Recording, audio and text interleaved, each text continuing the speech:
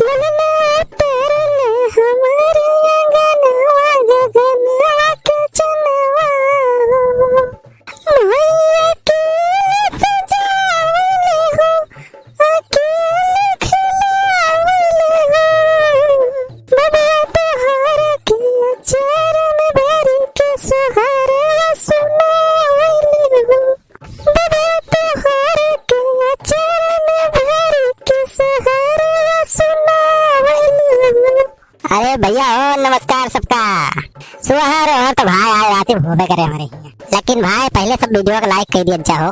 और भैया जे अभी तक चैनल सब्सक्राइब नहीं किया हुआ तो वीडियो के नीचे ऐसे ललकी बटन होए तो वही ललकी बटन का दबा दिया जा और बाद में ऐसे एक घंटी दबा दिया जाए।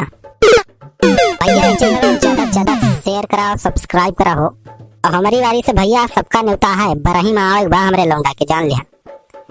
तो भैया सब जने कमेंट में अपना अपन नाम पता लिख दिया जाए तो कार्ड वार्ड जो भिजवाई दे तोरे घरे।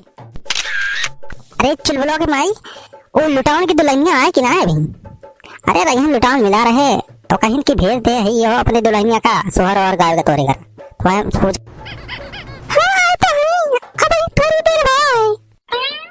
हाँ तो ठीक है फिर तो लेकिन बढ़िया से एकदम सुरताल मिला के सोहर गावत जा ताकि देश विदेश में सब देखें कि देखा बनवारी घरे गेदारा भापा और उनके गांव के सब मेहरारू देखा कि ना बढ़िया सोहर गावत है।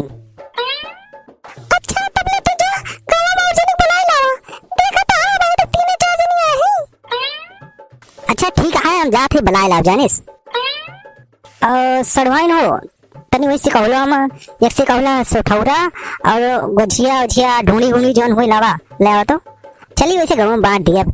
अरे बनवारी लौंडा भवा बाय कोनो छोट मोट बात थोड़ो है ये कितना खुशी की बात है। ले आओ हाँ ले आओ पूरा एक से कहलो भर के लाओ और यूं दो चार मोनी लाए रख दिया लड्डू सड्डू ले आओ रख दिया नो सब भूख गई है तो भूख प्यास लगबे करे तू सड़वाए ऐसे बैठा है यहाँ सब मेहरान का देखत यहाँ सब घर यही है मजाक बदिया में काल 3 किलो पेड़ा लाए रहे ना वही झोरम रखा हुआ है। हाँ ले आवा एक मोनी भर के अलावा यहीं रख दिया और जो गुजिया सजिया हुआ है सब लाके रख दिया। अरे खाए पे बस्ता ही रखा और तोरे सब बढ़िया सोहर गावत जाया भूख क्या लागे तो कुछ पिए खाए हुए तो यहीं पी खाए लिया जाने कोनो ही शर्मा तरमान न जाया। अरे सब मेहरारू सुन लिया जा क्या हो यहाँ बनवारी घरे खाए पिए शर्मान न जाया पूरे बढ़िया खाए जोन खाए पी हुए। हाँ और बढ़िया से गावा जा गौने गावा हम चलते ही तो सब यहाँ पूरा व्यस्त देखे रहे मम्मी तू गावा कौन है सर है कौन नहीं किया तू गावा जुग जुग जी से बावना के बाग जगल हो जुग जुग जी से बावना के बाग जगल हो खिलना लाल खुला के दीपक मनवा लागल है खिलना लाल खुला के दीपक मनवा माया